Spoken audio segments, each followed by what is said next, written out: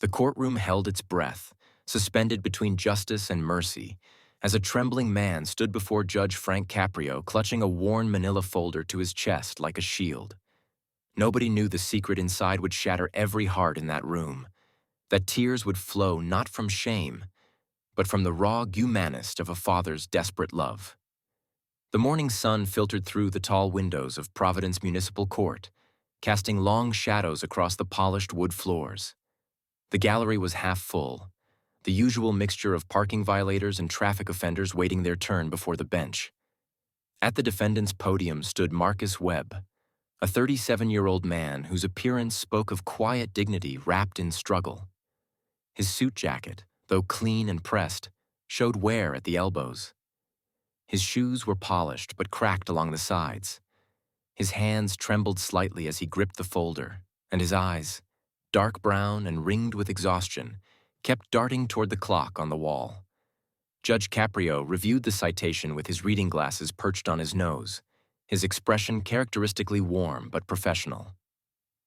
"Mr. Webb," he began, his Rhode Island accent softening the formal proceedings, "you're here today for 3 red light violations, all occurring on the same day, October 23rd, along Route 95 and into downtown Providence.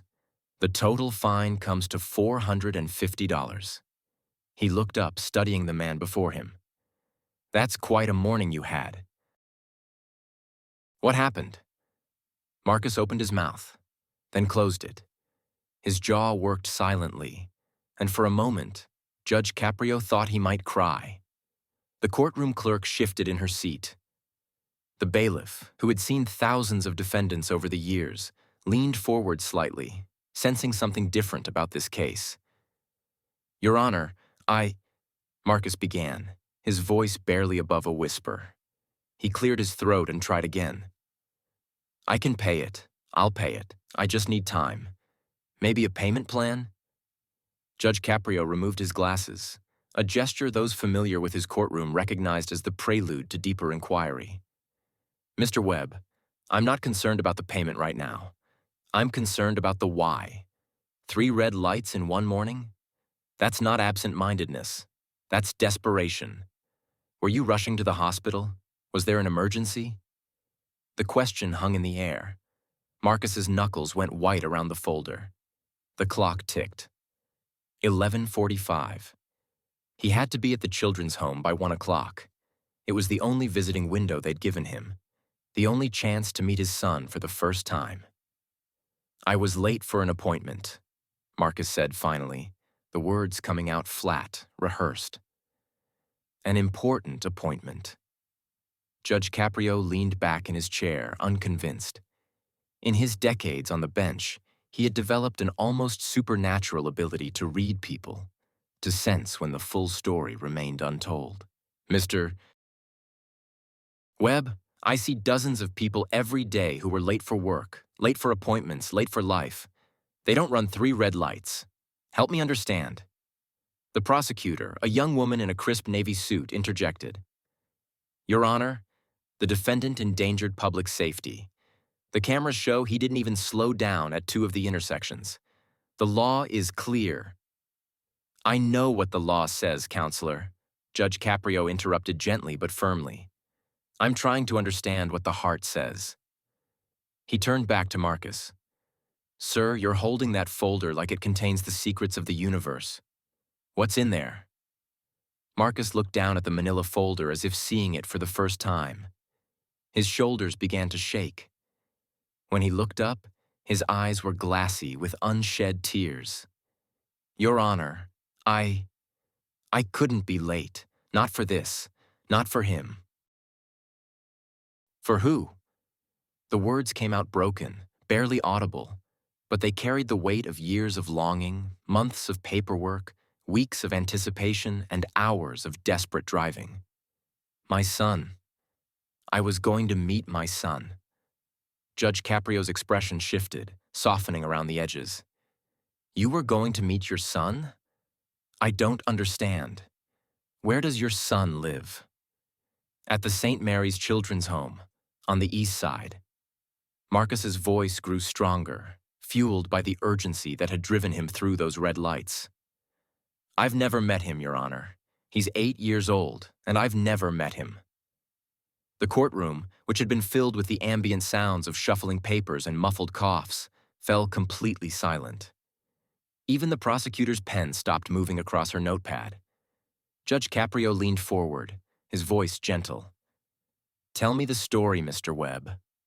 All of it." Marcus took a shuddering breath and opened the folder. His hands shook as he pulled out a photograph, a school picture of a young boy with a wide smile and gap-toothed grin. His hair cut close to his scalp, his eyes bright with the kind of hope that hadn't yet learned to protect itself from disappointment. "His name is Daniel," Marcus began, his voice thick with emotion. "Daniel Marcus Webb. He's been in the system since he was 3, bounced between foster homes, never adopted. I found out about him 18 months ago through a mentorship program I volunteered with. They pair adults with at-risk kids, and Daniel...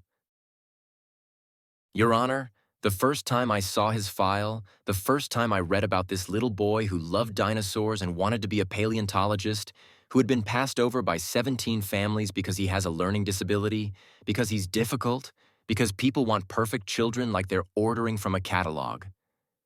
He stopped, overcome. Judge Caprio waited, his own eyes beginning to redden. "I started the adoption process immediately," Marcus continued. "But I'm single. I work 2 jobs. I'm a night custodian at Providence College, and I drive for a rideshare service during the day. I live in a 1-bedroom apartment in a neighborhood that's not ideal, according to the social workers. I don't make much money. The system, they kept finding reasons to delay, to question, to investigate. Background checks, home studies, financial reviews, psychological evaluations. 18 months, Your Honor. 18 months of jumping through hoops, of proving that I could be a father to a boy who desperately needs one." He pulled out another document from the folder. Official letterhead from the Rhode Island Department of Children, Youth, and Families. "This came 3 weeks ago. Approval, final approval. They said I could meet him, start supervised visits, begin the transition. But there were conditions, strict conditions. I had to be on time, exactly on time. They gave me one window, 1 o'clock on October 23rd. If I was late, they said it would show lack of commitment, that it would delay everything by another month, maybe longer. Daniel has been waiting 8 years for a family, Your Honor. I couldn't make him wait another day because I was stuck in traffic." Judge Caprio stood up from the bench, something he rarely did during proceedings. The bailiff looked startled. The clerk's hand went to her chest.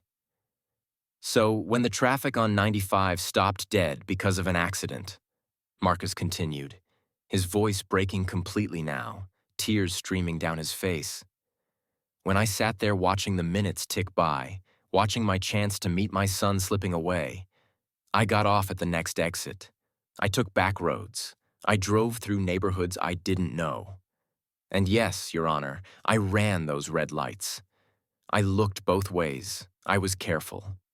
But I ran them because nothing in this world was going to keep me from being there at 1 o'clock to look my son in the eyes for the first time and tell him." His voice cracked into a sob. "To tell him that he has a father now, that he's not alone anymore, that someone chose him." The courtroom was no longer silent. The clerk was crying openly. Several people in the gallery wiped their eyes. The prosecutor had set down her pen and was staring at her hands. Judge Caprio came down from the bench, his robe swishing, and walked to where Marcus stood trembling. "I am his father," Marcus whispered, looking up at the judge with raw, desperate eyes. "I am his father, and I had to get to my son." Judge Caprio didn't hesitate. He pulled Marcus into an embrace. This stranger who had become, in the span of minutes, a symbol of everything good and broken in the world.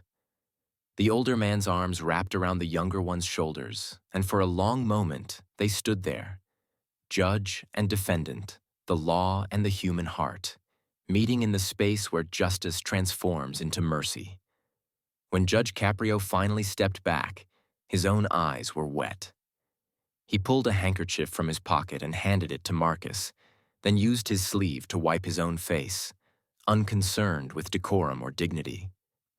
"Mr. Webb," he said, his voice thick with emotion, "in all my years on this bench, I have never heard a better reason for breaking the law." He turned to address the courtroom, though his words were clearly meant for a wider audience, for anyone who might ever question what justice truly means. The law exists to protect us, to create order from chaos, to ensure that society functions. But the law is not God. The law is a tool, and like any tool, it must be wielded with wisdom and compassion. This man before me broke the law, yes, but he did so in service of something higher than the law, the sacred bond between parent and child, the fundamental human need to love and be loved, to belong and to claim belonging. He turned back to Marcus. "Did you make it? Did you get there on time?" Marcus nodded, a smile breaking through his tears like sun through storm clouds. "I walked through the doors at 12:58. I met my son at 1 o'clock exactly. He hugged me, Your Honor. This little boy I'd never met before wrapped his arms around my waist and said, 'I knew you'd come. I told everyone you'd come.'" Judge Caprio had to turn away for a moment, his shoulders shaking. When he turned back, his face was set with determination. "The citations are dismissed. All of them. Completely dismissed." He raised a hand as the prosecutor started to object. "And before anyone questions this decision, let me be clear. Mr. Webb exercised extraordinary caution in extraordinary circumstances. He endangered no one. He harmed no one. He simply refused to let bureaucracy and bad traffic stand between him and his son. If that's a crime, then I pray we all have the courage to be criminals." He looked directly at Marcus, his voice dropping to something almost tender. "You go be that boy's father. You love him the way you've already shown you can, fiercely, completely, without reservation. And if anyone tries to use this citation against you in the adoption process, you have them call me personally. Understood?" Marcus could only nod, unable to speak through his tears. As Marcus turned to leave, clutching his folder and his dismissed citations, Judge Caprio called out one more time. "Mr. Webb, what does Daniel want to be when he grows up?" "You said a paleontologist?" Marcus smiled, the first real smile that had crossed his face since entering the courtroom. "Yes, sir. He wants to dig up dinosaurs in Montana." Judge Caprio smiled back. "Then I expect to see him on the Discovery Channel someday. You tell him Judge Caprio said so." The courtroom erupted in applause as Marcus walked out, his head high, his heart full, rushing to get back to the son who was waiting for him. True heroism isn't found in blind obedience to rules, but in knowing when love demands we transcend them. When the law and the heart collide, which should prevail? And if you were in Judge Caprio's position, could you have found the courage to choose mercy over precedent, humanity over bureaucracy? What would you have done?